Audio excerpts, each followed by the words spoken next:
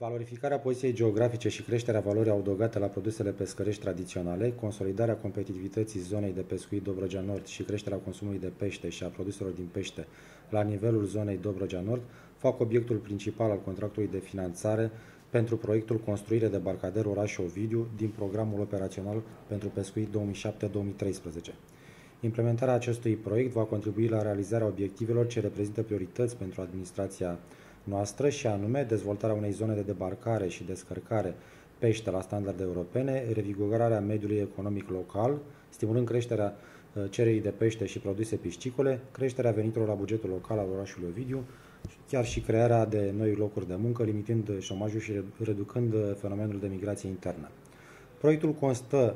în construirea și amenajarea pe malul lacului Sudghiol pe o suprafață de 1616 metri pătrați, a două pontoane plutitoare pentru ancorare, un punct de servire a mesei, căi de acces pietonale și auto. Valoarea totală a proiectului este de 1.782.000 de lei, însumând fonduri acordate din bugetul de stat, fonduri acordate de către Fondul European pentru Pescuit, dar și 729.000 de lei de la bugetul local al primăriei Ovidiu. Durata de implementare a acestui proiect este de 10 luni, până la data de 3/12/2015. Ordinul de începere a lucrărilor a fost dat în data de 6/7/2015, iar ca și dată de finalizare a lucrărilor este 5/11/2015.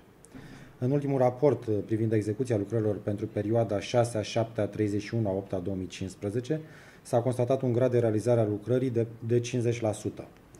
Astfel, terasa și fundația este realizată în proporție de 100%, instalațiile electrice 100%, canalizarea exterioară 20%, scara de acces 100%, rampă auto și borduri beton 100%, parapeți balcon 10%, rampă peridoc 100%, pavaje și borduri 100%, punct de servire a mesei 55%, punct de servire a mesei fundației și structură 100%.